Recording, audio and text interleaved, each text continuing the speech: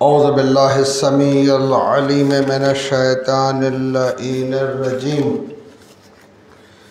बिस्मिल्लाहिर रहमानिर रहीम। अल्हम्दुलिल्लाहिल्लज़ी ला यब्लगु मिदहतुहुल क़ाइलून वला युहसी नअमहुल आदून वला युअद्दी हक़्क़हुल मुज्तहिदून अल्लज़ी ला युदरिकुहु बौदुल हिमम वला युनालुहु गौसुल फितन अल्लज़ी लैसा लिसिफ़तिही हद्दुन महदूद वला नातुन मौजूद वला वक़्तुन मअदूद फ़तरल खलाइक़ बिक़ुदरतिही व नशरर रियाह बिरहमतिही वस्सलातु वस्सलाम वत्तहिय्यतु वल इकराम अला नबिय्यिल उम्मिय्यिल अरबिय्यिल क़ुरैशिय्यिल मक्किय्यिल मदनिय्यिल हाशिमी अल्लज़ी सुम्मिया फ़िस्समाए अहमद व फ़िल अर्ज़ि अबिल क़ासिम मुहम्मद वस्सलातु वस्सलाम वत्तहिय्यतु वल इकराम अला अहले बैतिहि तय्यबीन अत्ताहिरीन अल मासूमीन अल मज़लूमीन अल्लज़ीना अज़हबल्लाहु अन्हुमुर रिज्स व युतहहिरुहुम तत्हीरा अला लानतुल्लाहि अला अदाइहिम अजमईन मिन यौमिना हाज़ा इला क़यामि यौमिद्दीन। बिस्मिल्लाहिर रहमानिर रहीम। उसीकुम इबादल्लाहि बितक़वल्लाह इन्नत तक़वा खैरुन ज़ाद। क़ाल रसूलुल्लाह सल्लल्लाहु अलैहि व आलिहि वसल्लम इन्ना फ़ातिमता सय्यदतुन निसाइल आलमीन। सर्वप्रथम নিজেকে এবং উপস্থিত মুমিনিন ও মুমিনাতকে তাকওয়ার আহ্বান জানাচ্ছি। আল্লাহ রাব্বুল আলামিন আমাদেরকে মুত্তাকি হওয়ার তৌফিক দান করুক। মুমিনিন کرام, আইয়ামে ফাতিমিয়ার যে প্রথম 10 দিন সেটার সূচনা হয়েছে 13ই জামাদিল উলা হযরতে ফাতেমাতুজ জাহরা সাল্লাল্লাহু আলাইহার প্রথম সম্ভাব্য শাহাদাত দিবস, যেটাকে আলেমে তাশাইয়ুতে অত্যন্ত গুরুত্ব সহকারে মূল্যায়ন করা হয়। নিশ্চিতভাবে সাইয়্যিদাতুন নিসাইল আলামিন আমাদের সকলের উপরে হুজ্জত, উম্মুল আইম্মাহ ওনাকে খেতাব দেওয়া হয়েছে। নিশ্চিত মওলায়ে মুত্তাকিয়ান আলী ইবনে আবি তালিব আলাইহিস সালাতু ওয়াস সালামের পরে 11 জন ইমামের উপরে তিনি হুজ্জত ছিলেন। আল্লাহ রাব্বুল আলামিন জ্ঞানের দিক দিয়ে ওনাকে শ্রেষ্ঠ জ্ঞান, মালিকে ইলমে লাদুন্নি, যার শিক্ষক पैगम्बर इस्लाम मोहम्मद मुस्तफ़ा सल्लल्लाहु अलैहि वसल्लम ব্যতীত কেউ ছিল না, যিনি আলেমায়ে গায়রে মুআল্লিমা, অর্থাৎ এমন আলেমা যার কোনো মুআল্লিম, যার কোনো শিক্ষক ছিল না। पैगम्बर ব্যতীত ওনার কাছে যে জ্ঞান ছিল আল্লাহর প্রদত্ত জ্ঞান, স্বয়ং আল্লাহ রাব্বুল আলামিন এই জ্ঞানটি ওনাকে দান করেছিলেন, যে কারণে তিনি ফালসাফায়ে এহকাম আহকামের যে দর্শন সেটা তিনি বলেছেন। একটি গুরুত্বপূর্ণ হাদিসের বইতে আমি দেখেছি যে 40টি হাদিস হযরতে ফাতেমাতু জাহরা সালাওয়াতুল্লাহ আলাইহা থেকে সেখানে বর্ণনা করা হয়েছে নামাজ ফরজ হওয়ার কারণ কি, রোজা কেন ফরজ করা হলো, হজ কেন ফরজ করা হলো। না শুধু এটা যে নামাজ রোজা, বরং নামাজ ফরজ হওয়ার যে কারণ সে কারণ তিনি বলেছেন। আমি সকলকে আহ্বান করব হযরতে ফাতেমাতু জাহরা সালাওয়াতুল্লাহ আলাইহার খুতবায়ে ফেদাকিয়া নামে যেটা মারুফ মশহুর রয়েছে সেই খুতবাটা পড়ার জন্য। এখন এই খুতবা খুঁজে বের করা তেমন কঠিন বিষয় না। যদি জিপিটিতে গিয়ে খুতবায়ে ফেদাকিয়া যদি লেখা হয় তাহলে পুরো খুতবাটা চলে আসবে। যে খুতবায়ে হামদে বারিয়ে তালা पैगम्बर इस्लाम व अहले बैत अत्हार अलैहिस्सलातु वस्सलामेर मर्यादा,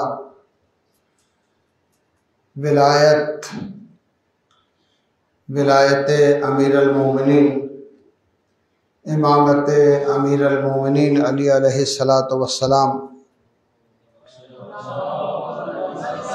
যে গভীরতার সাথে, যে ফাসাহাতের সাথে ফাতেমাতু জাহরা সালাওয়াতুল্লাহ আলাইহা বর্ণনা করেছেন, সেখানেই তিনি তার ফেদাক সম্পর্কে যে দাবি করেছিলেন সেই দাবির পক্ষে কোরআন থেকে দলিল নিয়ে আসছেন। এই খুতবায়ে ফেদাকিয়া অত্যন্ত গুরুত্বপূর্ণ একটি বলতে গেলে খুতবা, যেটা আলহামদুলিল্লাহ সুরক্ষিত রয়েছে।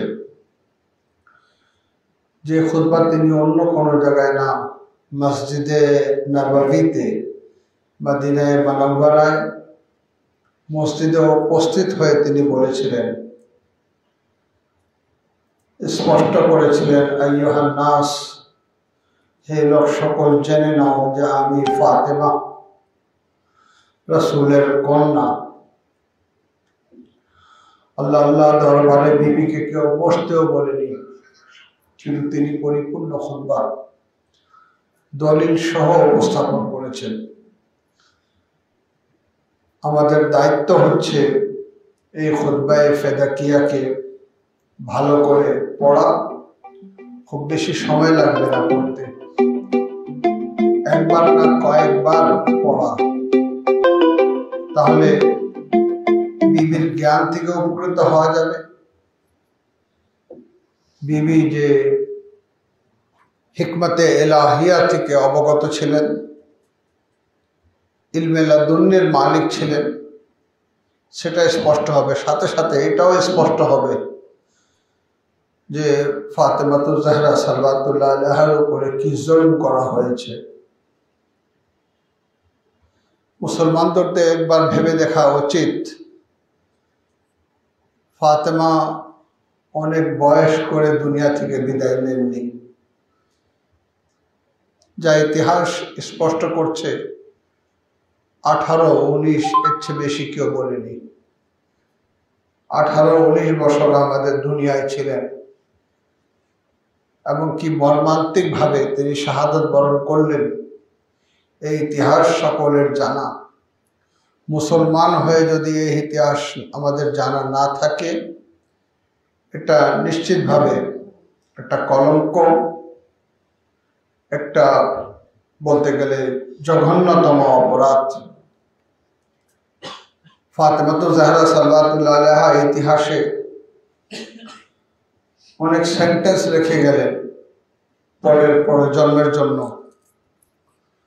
যার মধ্যে একটি তার মুসিবতকে স্পষ্ট করে, যে তিনি বলেছিলেন বাবাকে উদ্দেশ্য করে, সব্বাত আলাইয়া মাসাইবুন লাউ আন্নাহা সাবাত আলাল আইয়ামে সিরনা লিআলিয়া। এ বাবা, আপনার পরে আমার উপরে যে মুসিবত ফেলে দেওয়া হয়েছে যদি প্রকাশ্য দিনের উপরে পড়তো তাহলে সেই দিন রাতের মতন অন্ধকার হয়ে যেত। বিবির আদর্শ সকলের জন্য হুজ্জত, বিশেষ করে নারী সমাজের জন্য। ওনার ব্যক্তিত্ব ছিল উদাহরণস্বরূপ। তিনি ইহকাল এবং পরকালে নারীদের সর্দার। আল্লাহ রাব্বুল আলামিন হিজাব ফরজ করেছেন। কোরআনের দৃষ্টিতে হিজাব ফরজ, হাদিসের দৃষ্টিতে হিজাব ফরজ। সেই হিজাবের উত্তম নমুনা যদি দেখতে হয়, উত্তম উদাহরণ যদি দেখতে হয়, ফাতেমা জাহরা সাল্লাল্লাহু আলাইহাকে দেখা উচিত। আজকে আমি আমাদের নারী সমাজকে আহ্বান করব যে ফাতেমার রেখে যাওয়া আমানত পর্দা, সেটাকে সুরক্ষিত রাখুন। এটা আপনাদেরকে মর্যাদাবান করে তুলবে, এটা আপনাদেরকে সম্মানিত করে তুলবে। এই হিজাব আপনাদের সুরক্ষিত রাখতে গুরুত্বপূর্ণ ভূমিকা পালন করবে। এই হিজাব আল্লাহ রাব্বুল আলামিনের কাছে আপনাদের গুরুত্ব, আপনাদের ব্যক্তিত্বকে অনেক মহান করে তুলবে। সাথে সাথে সমাজে যে বিশৃঙ্খলা, সেই বিশৃঙ্খলা থেকে সমাজ পরিত্রাণ পাবে। আজকে পর্দার অভাবে যে বিশৃঙ্খলা আমরা দেখতে পাচ্ছি, একমাত্র কারণ হচ্ছে এটা যে ফাতেমা জাহরা সাল্লাল্লাহু আলাইহার রেখে যাওয়া হিজাব, সেটাকে আমরা মূল্যায়ন করিনি, আমাদের মা বোনরা মূল্যায়ন করেনি। আমি তো প্রায় বলে থাকি যে হযরত যায়েনবে কুবরা সাল্লাল্লাহু আলাইহার জন্য যদি জায়েজ থাকতো আর জিজ্ঞাসা করা হতো যে বিবি,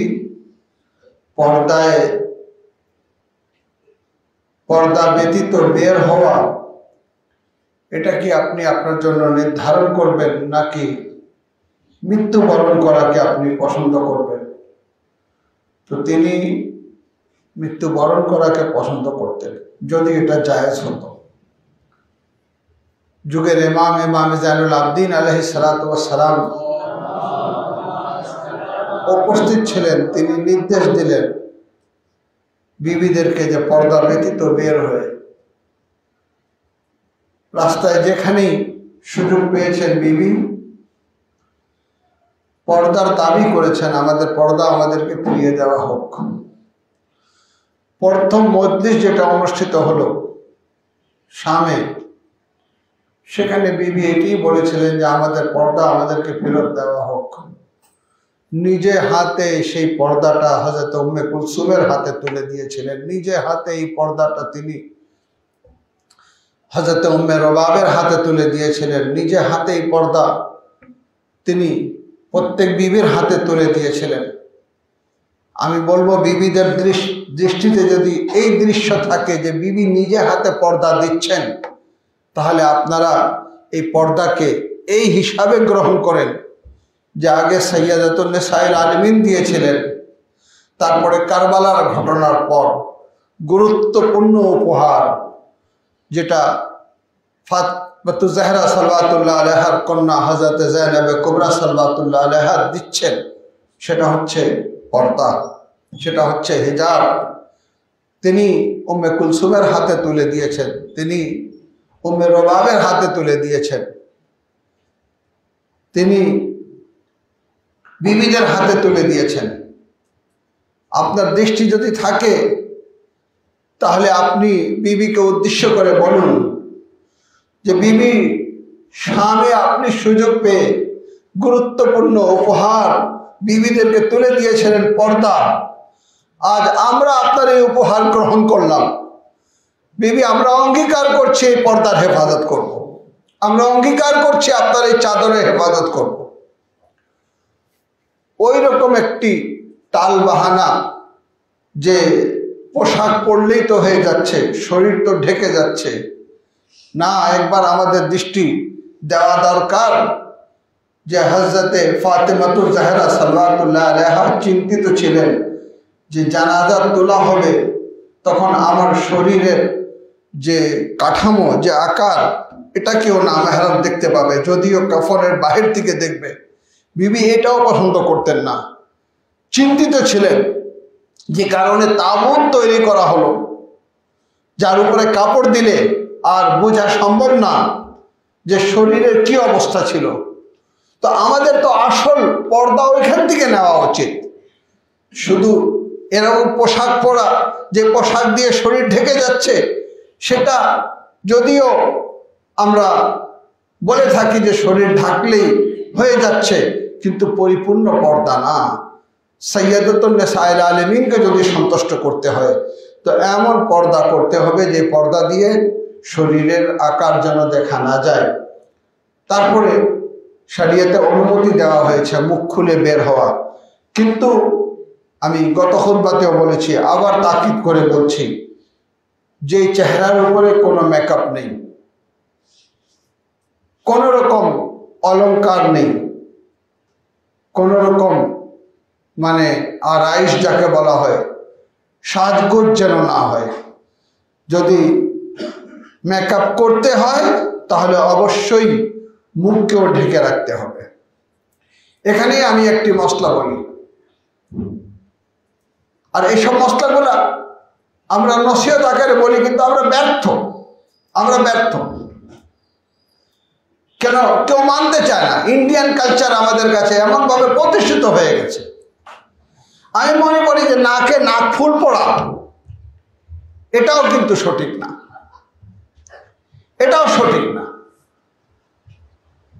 আমাদের মা বোনরা গিয়ে সুন্দর থেকে সুন্দর নাক ফুল তারা চয়েস করে, তার মধ্যে সুন্দর মানে পাথর লাগানো থাকে, যেটা নাকে দেওয়া হয়। কেন দেওয়া হয়? কি কারণে দেওয়া হয়? শরীয়ত কি এমন কিছু অনুমতি দিয়েছে? না। তাহলে কেন পড়া হয়? পড়ার উদ্দেশ্য এটা যে এটা পড়লে বোঝা যাবে যে বিবাহিত না, এটা শরীয়তের কোনো প্রচলন না। এটা হচ্ছে আমাদের এই ইন্ডিয়া, পাকিস্তান, বাংলাদেশ এই জায়গার একটি কালচার। সেটাও কিন্তু হিন্দুদের কাছ থেকে আমরা গ্রহণ করেছি। আমি মনে করি যে যদি কেউ নাক ফুল পড়ে, তাকেও মুখ খুলে বের হওয়া সঠিক না। কিসের জন্য এই নাক ফুল পড়তে হবে?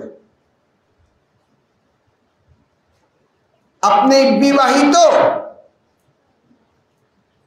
সেটার প্রমাণ হচ্ছে আকদ হয়েছে, সমাজ জানে আপনি অমুকের স্ত্রী,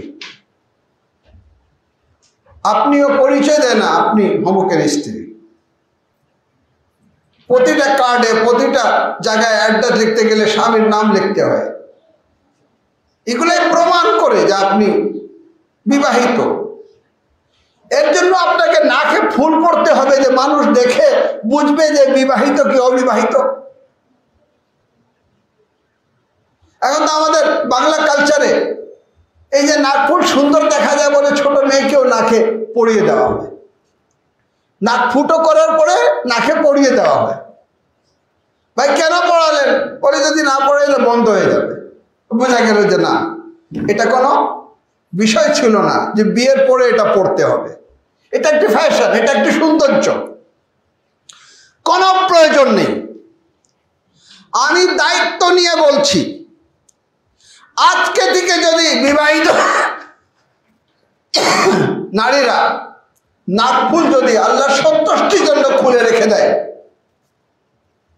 আমি দায়িত্ব নিচ্ছি, কোনো অপরাধ হয়নি, পুরো দায়িত্ব আমার, কোনো অপরাধ হয়নি, কিচ্ছু হবে না। যদি সমাজে কেউ বলে যে আপনার নাকফুল খুলে দিয়েছেন, আপনার স্বামী কি মারা গেছে, তো তাকে জবাব দেবেন যে আমি খুতবায় অমুক ব্যক্তির কাছ থেকে শুনেছি ইসলামে নাকফুল পড়া জায়েজ না। জায়েজ না তাদের জন্য যারা মুখ খোলা রাখে। হ্যাঁ, যদি আপনি নাকের নথ পড়েন অথবা নাকফুল পড়েন অথবা একটা না কয়েকটা ছিদ্র করেন, কানের দুল পড়েন, কোনো অসুবিধা নেই। স্বামীর জন্য সাজগুজ করতে এগুলো পড়তে পারেন, কিন্তু আপনাকে ঢেকে রাখতে হবে, হিজাব করতে হবে। নাকফুল পড়েছেন, উপরে পর্দা দিয়ে রাখতে হবে। খুব মনে হয় সুন্দর লাগতেছে নাকফুল বের করে দিলে আপনার সৌন্দর্য কমে যাবে, তাহলে এটা স্বামীর জন্য। তখন বাইরে যেতে গেলে আপনাকে উপরে কালো কাপড় দিয়ে দিতে হবে, আপনি যেন দেখতে পান কাউকে, কেউ যেন আপনাকে দেখতে না পায়। কিন্তু আপনার নাকফুলের উপরে যদি কারো নজর পড়তেছে, একবার নজর দেওয়া তো জায়েজ রয়েছে, তো আপনি প্রথমবার তাকে এটা দেখতে বাধ্য করতেছেন যে দেখো খুব সুন্দর নাকফুল পড়েছি। এখন তো আমাদের দেশে অনেক লোক বিদেশে চাকরি করে, তাদের জিজ্ঞাসা করেন সৌদি আরবে কোনো নারীকে নাকফুল পড়তে দেখেছে? দুবাইতে কাউকে নাকফুল পড়তে দেখেছে? ইরানে কাউকে নাকফুল পড়তে দেখেছে? ইরাকে কাউকে নাকফুল পড়তে দেখেছে? সারা বিশ্বে কোনো জায়গায় নেই। তারা কি স্বামী পরিত্যক্ত হয়ে গেল? না, তারা মশলা জানে, আপনি মশলা জানেন না, অথবা মশলা বলার পরেও আপনারা মানতে রাজি না। কেন নাকফুল পড়তে হবে? হ্যাঁ, কানে আপনি যদি সোনার অলংকার পড়েন, আপনাকে হেজাব দিয়ে ঢেকে রাখতে হবে, খোলা রাখা যাবে না,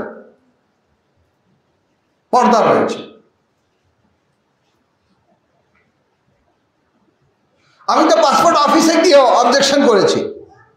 এখনো আমি বলছি, আমাদের পাসপোর্টের কর্মকর্তা যারা আছেন, তারা মেয়েদের ছবি নিতে গিয়ে বলেন যে হিজাবটা এমনভাবে পড়ো যেন কান দেখা যায়। আর এটা সঠিক না, কান না মেহরামের কাছে ওপেন করা যাবে না। বাংলাদেশে এটা স্বীকৃত যে কোরআন সুন্নাহ বিরোধী কোনো আইন গ্রহণ করা যাবে না। তাহলে যদি কেউ হেজাবে আসে, মুখমণ্ডল খোলা রয়েছে, ইসলাম অতটুকু অনুমতি দিয়েছে, ওর চেয়ে বেশি আপনি খুলতে বলবেন না। যতটুকু শরিয়তে রয়েছে ততটুকুই জায়েজ রয়েছে, ওর চেয়ে বেশি প্রয়োজন নেই। ওর চেয়ে বেশি যদি খুলতে বলা হয়, জুলম করা হচ্ছে। আল্লাহ রাব্বুল আলামিন আমাদেরকে, আমাদের মা বোনদেরকে সম্মানিত জীবন যাপন করার তৌফিক দান করুক। বিসমিল্লাহির রহমানির রহিম। ওয়াল আসরি ইন্নাল ইনসানা লাফি খুসর ইল্লা আল্লাযিনা আমানু ওয়া আমিলুস সালিহাতি ওয়া তাওয়াসাউ বিল হাক্কি ওয়া তাওয়াসাউ বিস সাবর।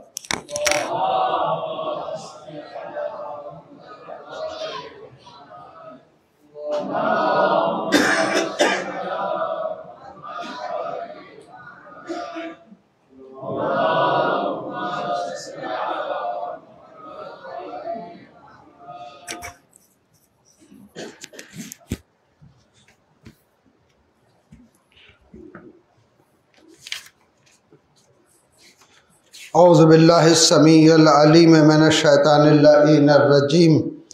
بسم الله الرحمن الرحيم.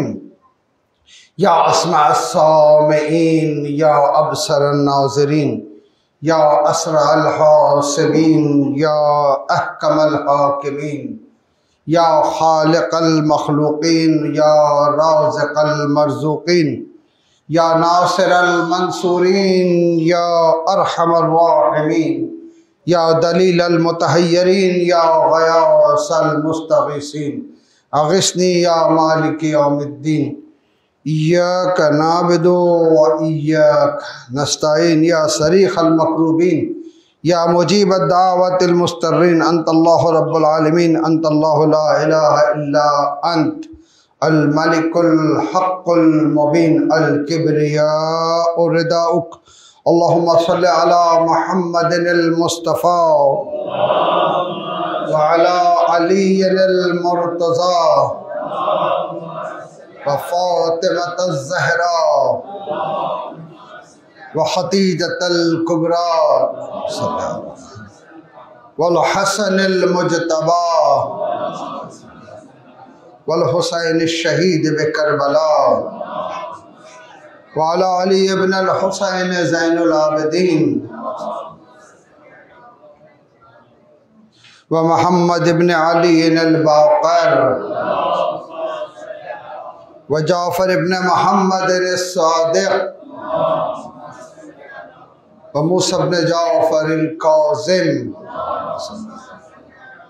علي بن موسى الرضا ومحمد بن علي التقي صلى على محمد وعلي بن محمد النقي والحسن بن علي العسكري والحجة القائم المهدي الإمام المنتظر صلوات الله عليهم أجمعين اللهم وعل من والاهم وعود من عاداهم وانصر من نصرهم واخذل من خذلهم والعن من ظلمهم وأجل فرج آل محمد وانصر شيعة آل محمد وارزقني رؤية قائم آل محمد واجعلني من أتباعه وأشياعه ووازين بفعله برحمتك يا أرحم الراحمين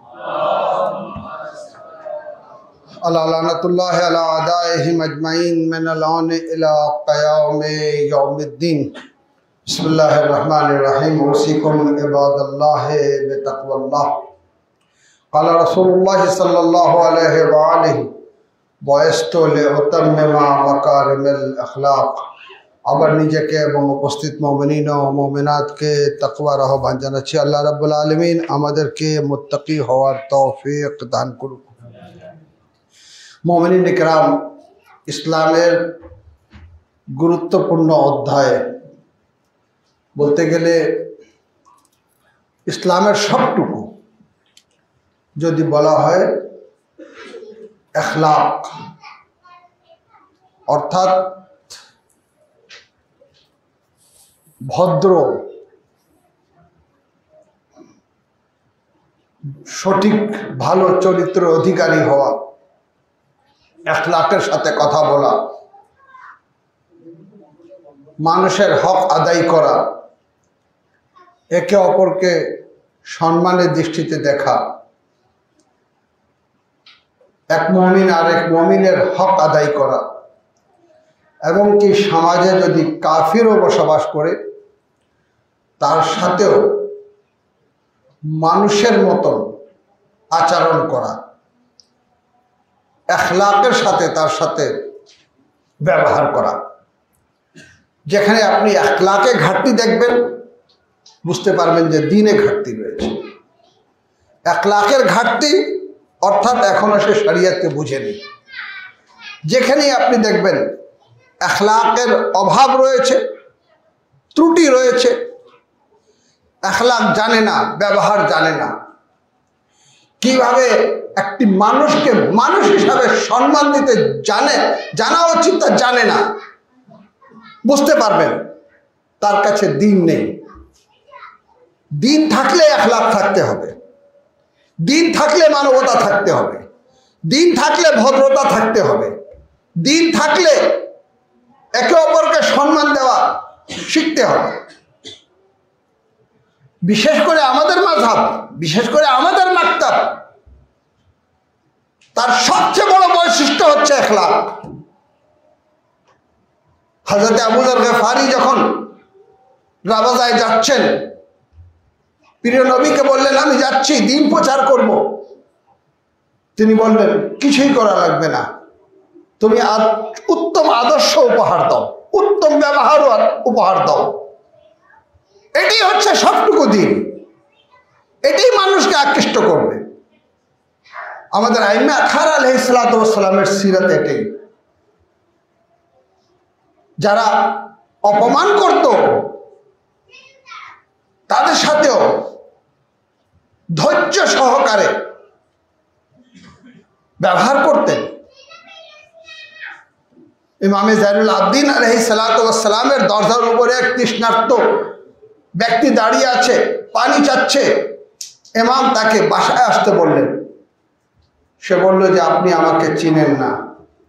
বলে পরিচয় প্রয়োজন নেই, তুমি ভিতরে আসো। তুমি তৃষ্ণার্ত রয়েছ, শুধু পানি তোমার প্রয়োজন নেই, তুমি ক্ষুধার্তও রয়েছ।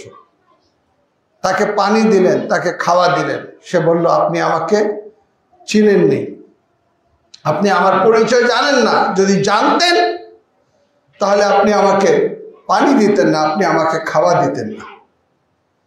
ইমাম বললেন তোমার সফরের জন্য ঘোড়ার প্রয়োজন আছে। নির্দেশ দিলে রাস্তাবল থেকে একটি ঘোড়া এনে তাকে দেওয়া হোক। সে তারপরে বলল যে আপনি আমাকে চিনেন না, চিনলে যা ব্যবহার আমার সাথে করছেন তা করতেন না।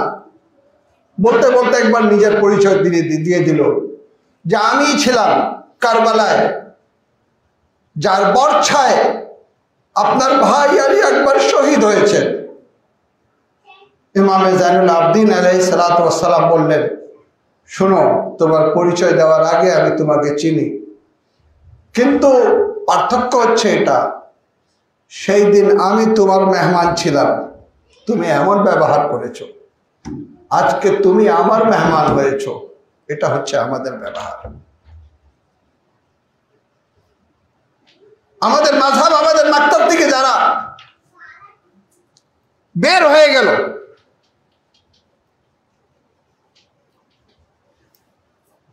পরিপূর্ণ জ্ঞান না রাখার কারণে, পরিপূর্ণ শরিয়ত না বুঝার কারণে, পরিপূর্ণ ইমামদের আদর্শ না বুঝার কারণে নিজেই তারা ক্ষতিগ্রস্ত হলো।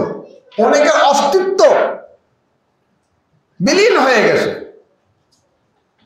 সব সময় ষড়যন্ত্র ছিল আমাদের এই মাযহাবকে ভাঙা, আমাদের এই মাযহাবকে ভেঙে দেওয়া। কেন? এই মাযহাবই হচ্ছে হক নিয়ে বাতিলের সম্মুখে যাওয়া শক্তি রাখে। আমাদের মাযহাবে আহলে বায়াতই একমাত্র মাযহাব যে বাতিলের সম্মুখীন হওয়ার শক্তি রাখে। এটাকে ভেঙে চুরমার করে দাও। এই ষড়যন্ত্র ইসলামের শত্রুদের সব সময় ছিল, এখনো আছে। ফিরকায়ে ইহসাইয়া আমাদের থেকে বের হয়ে একটি ফিরকা সুগঠিত হলো ওয়াহাবিদের পৃষ্ঠপোষকতায়। কই আজকে তার অস্তিত্ব খুঁজে পাওয়া যাচ্ছে না।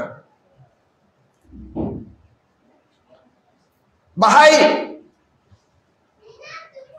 বের হয়ে গেল। আজকে তারা বাতিলের আশ্রয় নিয়েছে নিজেকে টিকে রাখার জন্য। কাফির ও মুনাফিকদের আশ্রয় নিয়েছে নিজেকে টিকে রাখার জন্য। অনেকে আছে যারা আমাদের এখান থেকে বের হয়ে নিজের পরিচয় অন্যদের কাছে আর তুলে ধরতে চায় না। তাদের কোনো বই সমাজে নেই, কিন্তু শিয়া ইসনা আশারি সব সময় সম্মানের সাথে সমাজে বসবাস করেছে। তাদের কিতাব, তাদের ইতিহাস, তাদের হাদিস গ্রন্থ সব কিছু নিয়ে তারা ফিল্ডে অবস্থান করছে। কোনো দিন তারা মাথা নত করেনি। তাদের চেতনা হচ্ছে হকের পক্ষে অবস্থান, বাতিলের বিপক্ষে অবস্থান। যেখানে আপনি দেখবেন আখলাকের ঘাটতি রয়েছে, সেখানে আপনি বুঝতে পারবেন একটি ষড়যন্ত্র রয়েছে। এরা দ্বীনদার না, এরা শরীয়তকে বুঝতে পারেনি, এরা রাসূল থেকে শিক্ষা নেয়নি যে তিনি মাবউস হিসেবে রিসালাত হয়েছেন উত্তম আদর্শ সমাজে প্রতিষ্ঠিত করার জন্য।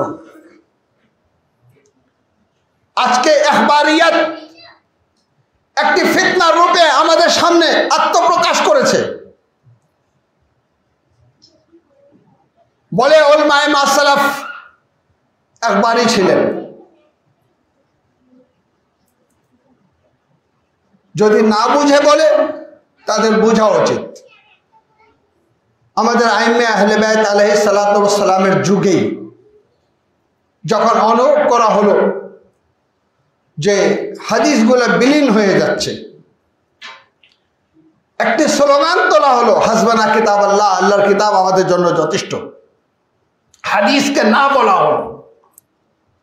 তখন আমাদের আলিমরা যেখানে হাদিস পেয়েছেন একত্রিত করেছেন। তখন সময় ছিল না হাদিসে হাসানকে হাদিসে জাইফ থেকে আলাদা করা, জাইফ হাদিসগুলোকে আলাদা করা। যা পেয়েছেন একত্রিত করেছেন, এক জায়গায় করেছেন। ইমামের গায়বাতে কুবরার পর অনেক বড় একটি সংকট দেখা দিল। এখন কি করব আমরা? ইলম আমাদের মাঝে অবস্থান করছে না। বাবে ইলমি আমাদের কাছে মুনফাতা হলো, বাবে ইলমি আমাদের কাছে খুলে গেল। তখন কার আলিম যারা মুস্তাহিদ ছিলেন, যাদের দিকে রুজু করতে নিজে ইমাম নির্দেশ দিয়েছিলেন। এই যে হাদিস আম্মাল হাওয়াদিসুল ওয়াকিয়া ফারজাউ ইলা রাওয়াতে হাদিসনা, যদি কোনো প্রশ্ন সম্মুখীন হও তোমরা আমাদের রাবিয়ানে হাদিসের দিকে রুজু করো। রাবিয়ানে হাদিসের দিকে রুজু করতে বলেছেন, হাদিসের দিকে রুজু করতে বলেননি। রাবিয়ানে হাদিস সেই মুস্তাহিদ, সেই আলেম, সেই জাননেওয়ালা, যাদের কাছে হাজার হাজার হাদিসের জ্ঞান রয়েছে। ইমামের সময় থেকেই সূচনা হয়ে গেছে। যারা ইমামের নায়েবিন ছিল তাদের কাছে যখন কেউ আসতো, মসলা জিজ্ঞাসা করতো, ওনার একটা হাদিস তুলে দিয়ে দিতেন। ওই হাদিসে ওই আমলটা স্পষ্ট হয়ে যেত।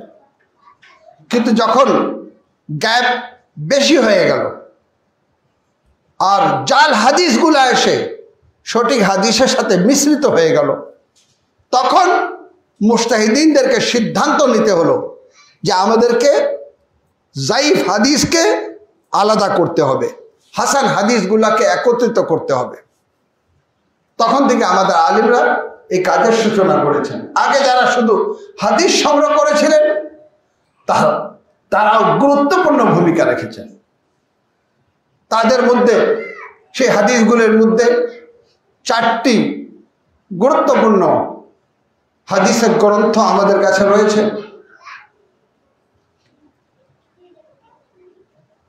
উসুলে কাফি, ফুরুয়ে কাফি মিলে কাফি বলা হয়।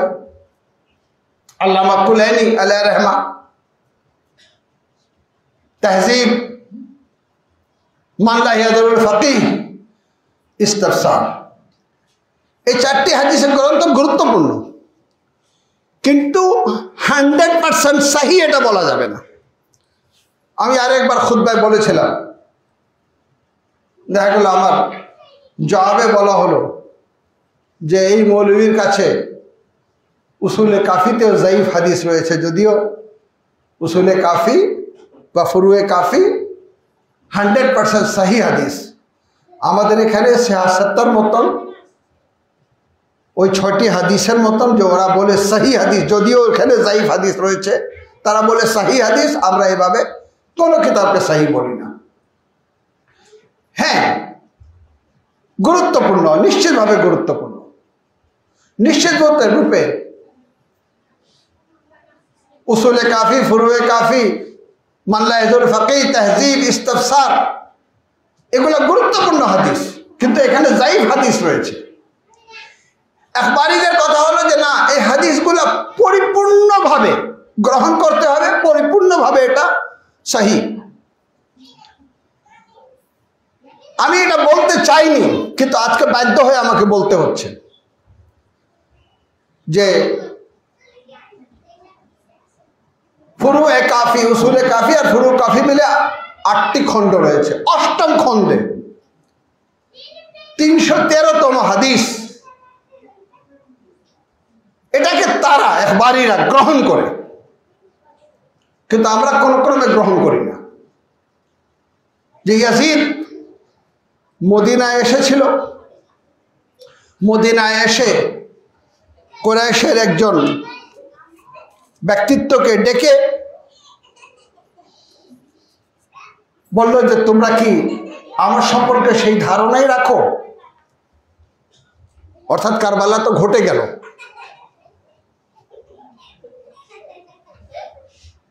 তোমরা কি আমার গোলাম হতে প্রস্তুত না? তখন তিনি বলেছিলেন, ওয়াল্লাহি ইয়া ইয়াজিদ মা আনতা বিআকরাম মিন্নি ফিল কুরাইশ। হে ইয়াজিদ, তুমি কিন্তু আমাদের কাছে সম্মানিত না, কুরাইশের কাছে সম্মানিত না, না হাসাবের দৃষ্টিতে, না নাসাবের দৃষ্টিতে, না জাহেলিয়াতের সময় তোমাদের আবা আজদাদ আমার আবা আজদাদ থেকে উত্তম ছিলেন, না ইসলামের যুগে তোমাদের আবা আজদাদ আমাদের আবা আজদাদ থেকে উত্তম ছিলেন। আমি কি করে তোমার বায়াত করব? তিনি বায়াত করেননি। বায়াত করেননি, ইয়াজিদ তাকে হত্যার নির্দেশ দিল। ওনাকে শহীদ করা হলো। তারপর দিন ইমামে জাইনুল আবদিন আলাইহিস সালাতু ওয়াস সালামকে ডাকে, ডেকে বলে যে আপনি আমার বায়াত করবেন, আমার গোলাম হবেন। এবং উদাহরণ দিল যে কালকে আমি এভাবে একজনকে, আপনার মধ্য থেকে একজনকে আমি হত্যা করেছি, অর্থাৎ হত্যার হুমকি দিল। ইমামে জাইনুল আবদিন ইসলাম বললেন যে হ্যাঁ, ইকরাহের সাথে, অর্থাৎ আমার কাছে এটা পছন্দনীয় না, কিন্তু আমার তোমার বায়াত করতে প্রস্তুত। আমি তোমার বায়াত করছি, তোমার গোলাম হয়ে যাচ্ছি। তুমি যদি চাও নিজের গোলামিতে রাখো, যদি চাও আমাকে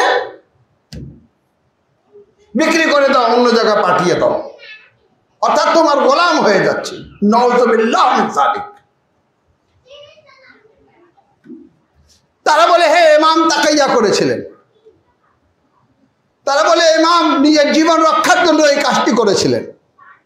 আজকে আখবারীরা এই হাদিসকে বিশ্বাস করে যে ইমামে জাইনুল আবদিন আলাইহিস সালাতু ওয়াস সালাম ইয়াজিদের বায়াত করেছিলেন। লানাত হোক এই আকীদার উপরে, যারা এই আকীদা পোষণ করে যে মাসুম ইমাম ইয়াজিদের বায়াত করেছিলেন, যার বাবা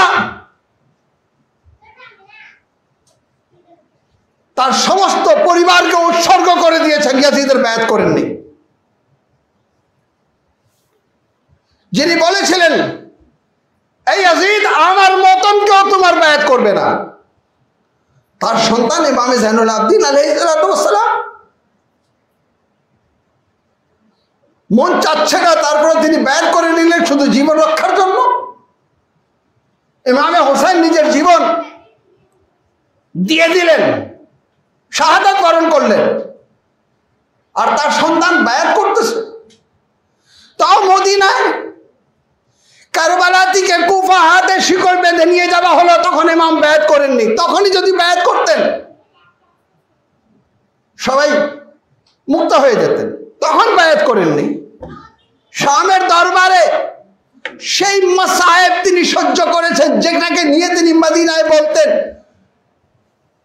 आबिद से यूं किसी ने वतन में किया कलाम, गुजरे कहां ज्यादा अलम तुम पे या इमाम।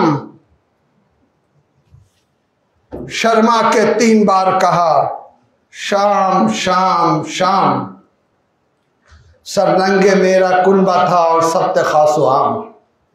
बेवों का नाम लेके आदू शाद होते थे, बाबा का सर भी रोता था और हम भी रोते थे। যেখানে ইমামকে কেউ জিজ্ঞাসা করতো সবচেয়ে বেশি মুসিবত কোথায়, তো বলতেন শাম শাম শাম। সেই শামে তো ইমামে জাইনুল আবদিন ইসলাম বায়াত করেননি, আর মদিনায় তিনি বায়াত করেছেন। নাউযুবিল্লাহ। নিশ্চিতভাবে আল্লামা কুলাইনি হাদিসকে নিয়ে আসছেন, কিন্তু হাদিস হচ্ছে যায়ীফ। আমি এর আগেই বললাম যে হাদিসগুলো এক জায়গায় করা হয়েছে, একত্রিত করা হয়েছে, পরে মুস্তাদরাকুল হাদিস লেখা হলো, পরে যায়ীফ থেকে। কিন্তু তারা বলে যে না, এই 4টি গ্রন্থ সহিহ এবং হুজ্জাত, তার মধ্যে এই হাদিস রয়েছে। তারা বিশ্বাসী যে ইমামে জাইনুল আবদিন আলাইহিস সালাতু ওয়াস সালাম ইয়াজিদের বায়াত করেছেন। আজকে যে সকল যুবকরা বিভ্রান্ত হচ্ছে, তাদের বিবেকের কাছে আমার প্রশ্ন, তোমরা কি বিশ্বাস করো যে ইমামে জাইনুল আবদিন আলাইহিস সালাতু ওয়াস সালাম ইয়াজিদের বায়াত করেছিলেন?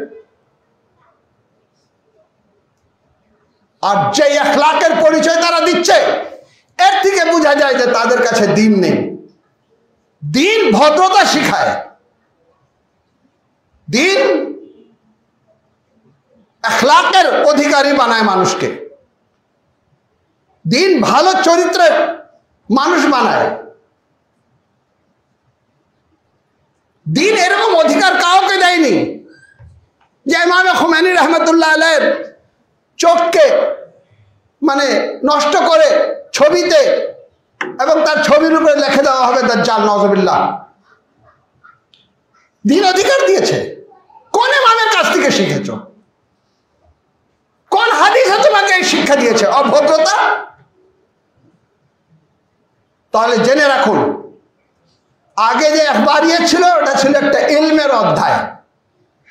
উসুলি ইখবারি একই মাদ্রাসায় একই জায়গায় বসবাস করতেন, একই জায়গায় থাকতেন। কমে অনেক ইখবারি আলিম আমি যখন পড়ালেখা করতাম তখনও ছিলেন, এবং কি আমাদের দায়িত্বশীলরা তাদেরকে দাওয়াত করেছিলেন, তারা আসতেন আমাদের এখানে হাদিসের শিক্ষা দিতেন। আমি এর আগেও বলেছি আমার ওস্তাদ ইখবারি ছিলেন, আমি তাদের নাম পর্যন্ত এখনো মুখস্থ আছে। একই জায়গায় একই সাথে বসবাস করা, কেউ কাউকে লাং করতো না। এটা ছিল ইমামে জামান আজ্জাল্লাহু তাআলা ফরজাহু শরীফের গায়বাতে কুবরার পর থেকে প্রায় 1000 হিজরি পর্যন্ত, 10ম হিজরি পর্যন্ত আমাদের আলিমদের মধ্যে উসুলি ইখবারি একে অপরের পাশাপাশি অবস্থান করত, কেউ কাউকে ফতোয়া দিত না। ইখতিলাফ ছিল ইলমি ইখতিলাফ। প্রথম যিনি আসে ইখবারিয়াতের বলতে গেলে একটি দল, একটি ধর্ম, একটি মাযহাব হিসাবে বলতে গেলে পরিচয় করালেন, তিনি ছিলেন মুহাম্মদ আমিন ইস্তারাবাদি 1033 হিজরিতে, অর্থাৎ 11তম শতাব্দীতে, 400 বছর আগে। যাই হোক, তারপরে আমরা দেখতে পাচ্ছি আজকে থেকে 50 বছর আগেও সহ অবস্থানে বসবাস করা। কিন্তু 1979-তে যখন বিপ্লব সংগঠিত হলো, বিপ্লবের বিরুদ্ধে নানা ধরনের ষড়যন্ত্র শুরু হলো। সেই ষড়যন্ত্রকে শত্রুরা মানে আবিষ্কার করা শুরু করলো যে শুধু তলোয়ার দিয়ে, শুধু অস্ত্র দিয়ে এদেরকে নির্মূল করলে হবে না, এদের আলিমদেরকে হত্যা করলে হবে না। অনেক হত্যা করলো তারা, অনেক ব্যক্তিত্বকে শহীদ করলো। আয়াতুল্লাহ মুতাহারি শহীদ হলেন, আয়াতুল্লাহ বাইশতি শহীদ হলেন, আয়াতুল্লাহ কুদ্দুসি শহীদ হলেন, অনেক বড় বড় আলিমকে তারা শহীদ করে মনে করলো যে এই বিপ্লবের যাত্রাকে তারা থামিয়ে দেবে, এই ইসলামী বিপ্লবকে তারা থামিয়ে দেবে। থামিয়ে দিতে পারেনি। নানা ধরনের ষড়যন্ত্র শুরু হলো, সে বাহাইয়াতের ষড়যন্ত্র আর এই ইখবারিয়াতের ফিতনা। এটা কিন্তু কোনো ইলমি জারিয়ান না। আজকে যে সকল যুবকরা নিজেকে ইখবারি বলছে, তারা কি হাজার হাজার হাদিস সম্পর্কে জানে? তারা কিভাবে আমল করে? তারা কি নিজে নামাজকে হাদিস থেকে বের করেছে, রোজাকে বের করেছে, হজ যাকাত খমস সবকটাকে কি হাদিস থেকে বের করতে পেরেছে? পারেনি। কি করেছে তারা? একজন বের করেছে, সেটাকে নিয়ে তারা গর্ব করে। এটা তো তাকলিদ, এটা তো তাকলিদ। তুমি যদি ইখবারের বিশ্বাসী হও, হাদিসের বিশ্বাসী হও, নিজে হাদিস দিয়ে ইস্তেদলাল করো দেখি। না 10টা হাদিসও মুখস্থ নেই, তাহলে যারা ইখবারি ছিল তাদের কথা বিশ্বাস করে এগিয়ে যাওয়া, এটা তো তাকলিদ। এটাকে তো তাকলিদ বলা হয়। যারা কোরআন ও হাদিস আকল ইজমা দ্বারা ইজতিহাদ করে তাদের উসুলি বলা হয়, যারা হাদিস দ্বারা ইজতিহাদ করে তাদেরকে ইখবারি বলা হয়। তুমি কোন ইজতিহাদ করেছো? যাকে ইখবারি স্লোগান দিয়ে চরম বেয়াদব হিসাবে আত্মপ্রকাশ করতেছো। আমাদের সমাজকে সতর্ক হওয়া উচিত। এরা ষড়যন্ত্রে লিপ্ত, এদের পিছনে হাত রয়েছে, যারা আজকে আমাদের সমাজকে ভেঙে দেওয়ার চেষ্টায় লিপ্ত রয়েছে। ইমাম খোমেনি রহমতুল্লাহ আলাইহি উসুলি ছিলেন, তোমার দৃষ্টিতে জাহান্নামে যাবেন, তোমাকে কে অধিকার দিয়েছে তার ছবিকে বিকৃত করা, তার ছবির উপরে ক্রস দিয়ে ফেসবুকে দেওয়া? এটা দিয়ে তুমি তোমার অভদ্রতার পরিচয় দিয়েছো। অভদ্রতা ইসলামে জায়েজ না। জালিমের সাথে ভদ্র ব্যবহার করছেন। হ্যাঁ, জুলমকে ঘৃণা করতে বলা হয়েছে, জালিমকে ঘৃণা করতে বলা হয়েছে, কিন্তু ফিতনা সৃষ্টি করতে বলা হয়নি। ফিতনা সৃষ্টি করতে বলা হয়নি। জালিমের বিপক্ষে অবস্থান নিতে বলা হয়েছে। আমি মানি না, ঠিক আছে, মানো না, কিন্তু বেয়াদবি করো, আক্রমণাত্মক কথাবার্তা বলো, কোথায় পেয়েছো? কোন হাদিসে রয়েছে? হাদিস তো এখলাক শিক্ষা দেয়। হাদিস তো একটি মানুষকে সম্মান দিতে শেখায়। ইমাম খোমেনির অপরাধ এটাই যে তিনি জালিমের বিরুদ্ধে দাঁড়িয়েছেন। ইরানি সমাজে প্রকাশ্য মদ খাওয়া হতো, প্রকাশ্য গুনাহ করা হতো, তিনি তার বিপরীত একটি বিপ্লব ঘটিয়েছেন। মদ নিষিদ্ধ করা হয়েছে, ইসলামী বিধান চালু করা হয়েছে। এটি অনেক বড় অপরাধ।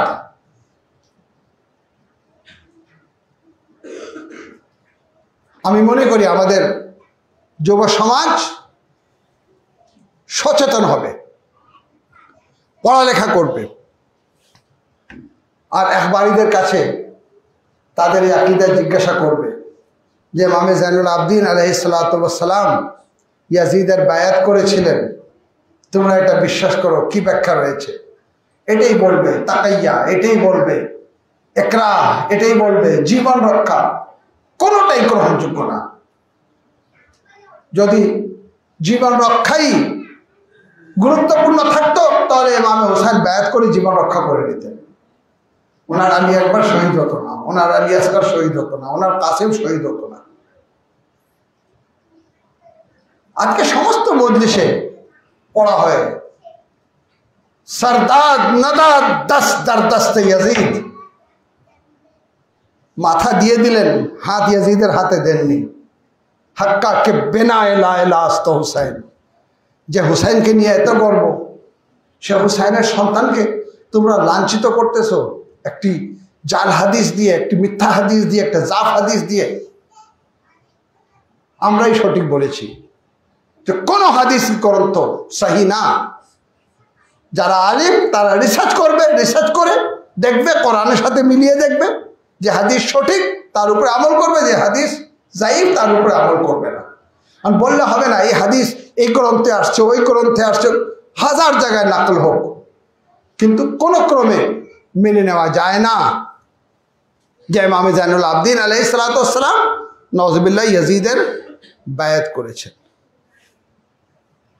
আল্লাহ রাব্বুল আলামিন আমাদেরকে এই ইসলামের বিরুদ্ধে নতুন যে ষড়যন্ত্র, আমি আবার বলছি, আগে কিন্তু ইখবারিয়াত একটি ইলমি বিষয় ছিল, কিন্তু বর্তমান যুগে ইখবারিয়াত নামে যারা আত্মপ্রকাশ করছে, এটা একটি ফিতনা, এটা একটি ইসলামের বিরুদ্ধে ষড়যন্ত্র, এটা ইখতিলাফ সৃষ্টি করা, এটা মাযহাবে তাশাইয়ুকে ক্ষতিগ্রস্ত করা, টুকরো টুকরো করা। এখানে নীরবতা হচ্ছে অপরাধ। যদি কেউ জেনে শুনে নীরব থাকে সে অপরাধ করছে। সকলকে প্রতিবাদী হতে হবে এবং এদেরকে বাড়তে দেওয়া যাবে না। আল্লাহ রাব্বুল আলামিন আমাদেরকে, আমাদের মাযহাবকে সুরক্ষিত রাখার তৌফিক দান করুক। বিসমিল্লাহির রহমানির রহিম। কুল হুয়াল্লাহু আহাদ আল্লাহুস সামাদ লাম ইয়ালিদ ওয়া লাম ইউলাদ ওয়া লাম ইয়াকুল লাহু কুফুওয়ান